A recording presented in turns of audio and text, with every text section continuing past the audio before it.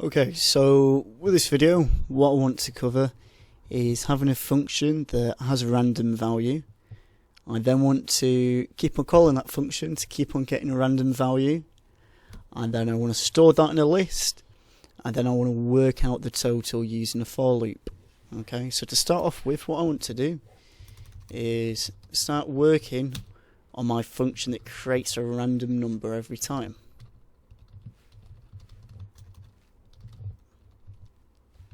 So I'm going to declare it, so when I refer to it, it's something that exists. And then I'm going to create a random list. In fact, I'll leave that for now.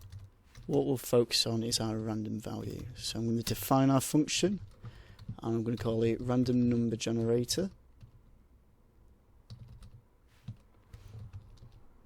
And then inside the function, I'm going to declare my global value or variable that I'm going to use. Okay. So this variable that we used here is going to have a random number every time, and it's going to be stored in there. And then we're going to have random number. And then this is what I'm going to use on this line.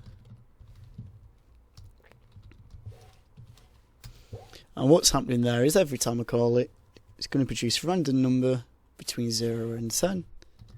And then I'm just going to print it out.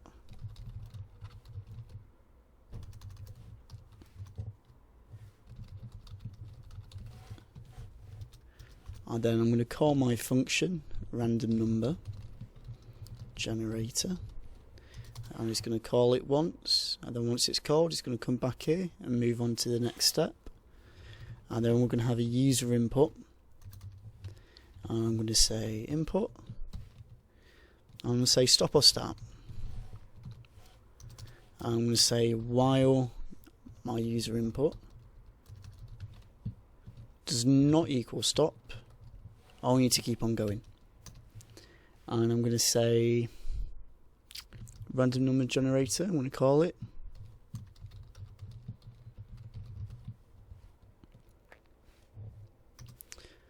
And then I'm going to save this value, so when it calls this function, it's going to create that random number, and then I want it to be saved. Every time that runs, I want it to save that random value. So this is where the list comes into play. So I'm going to say list of numbers, and when we declare our list, we know it's a list because it has our square brackets. And then back to this function, what we're going to do, we're going to do list of numbers, and we're going to put dot append. And then what happens when we do dot append, when we call that inbuilt function that's used by Python, it's going to add the last value to the back of the line, or to the back of the list in this case. And we want it to store our random number. Okay. The reason that we can get a new copy of a number every time is because we use that variable global. And then from there, what we could do is we can use our user input at the very bottom, because it went through, we know it doesn't equal stop. It's going to call it, we're going to get a random number, we're going to save it into our list, and then we want to check once all that's been done with our sequential programming, we want to check whether they're finished. Okay, give them another chance, otherwise we'll be trapped in this while loop, and it's just going to constantly print out a number. Okay, the same number, which we don't want. So instead of it keep on printing a random number, what we're going to do is we'll say user input equals input start or stop, and it gives it another chance to escape that while loop. Then I want to print out the list of numbers, so this is going to print out the array. This is how you do it, just to show what it looks like. And then we'll give it a space just to make it clearer for us. And then underneath there, I'm going to use a for loop. Okay, so for I in range from 0 to len, so that's the length of our list of numbers. I'm going to say print I, so our value for I is going to keep on going up from 0 to whatever the length of our value would be. So say if we have a list with 10 values, it's going to print out 1, 2, 3, 4, 5 all the way up to 10. And we're going to make sure it's nice and clear that this is our value for I. The next part, I want to print number in this list. And if you remember how we refer to a value in our index, is through the numbered index, or how we refer to that data value, I should say, is through that index. Okay, so if we have a list of, let's say, 10 things, so let me just do a separate list. I'm going to do list of pets, and say cat,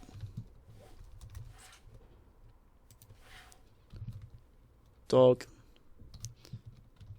fish. Okay, if I wanted to refer to a value here, say if I wanted to get cat, I'd refer to it by saying list of pets, and then in these brackets I'd put 0 and I'd get cat. That's because we just start referring to values in the list from 0. Even though there's still three values there, we start at 0. If I wanted to get dog, I'd put a 1, and if I want to get fish, I'd get a 2. There's still 3 values there, but we'll just refer to it a bit differently. We start counting from 0.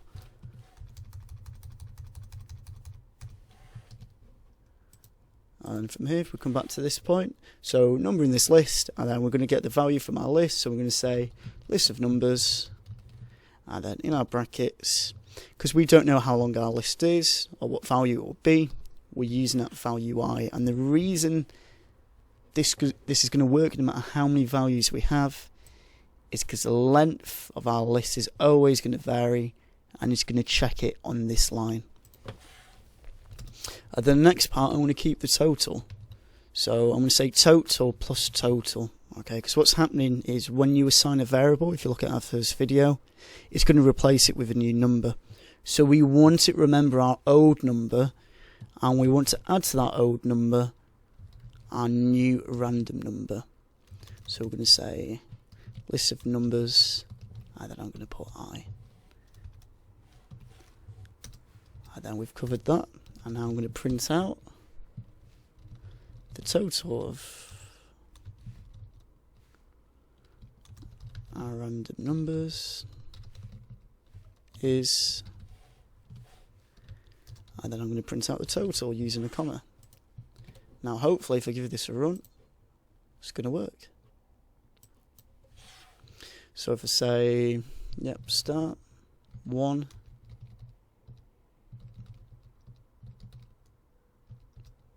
if you notice, I could even put gibberish in it. As long as it does not equal to stop, it's going to keep on looping through.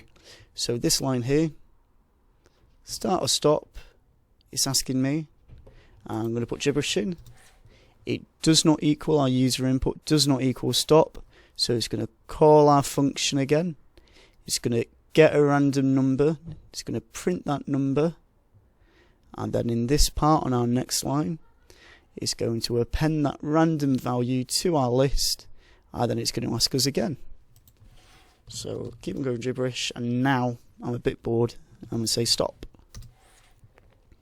What's happened from here is it's going through, it's printed out our list all on one line, all together, and then after that we're starting to go through our for loop. And if you've noticed, there's a bit of an error.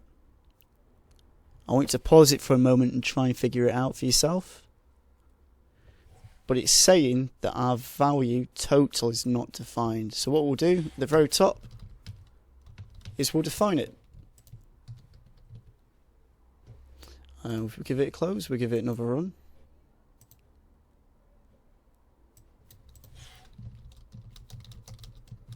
And then if I say stop, there we go. So we get to this point again. We've printed out our list, we've gone to our for loop, and each of our value for I is going through our loop each time. So first time we start at 0, we'll loop through. Second time we go through to 1, we'll loop through, then 3, then 4, and that's what this line's doing here. So we know what our variable I is doing. The next part, because it's incrementing, that value we're then using to refer to an item in our list, like we did with our cat, dog and fish 0, 1 and 2. It's doing the same thing using a for loop. The next part, we declared our variable, and then we're saying it equals to itself and our new item that's from our list. And there we have it.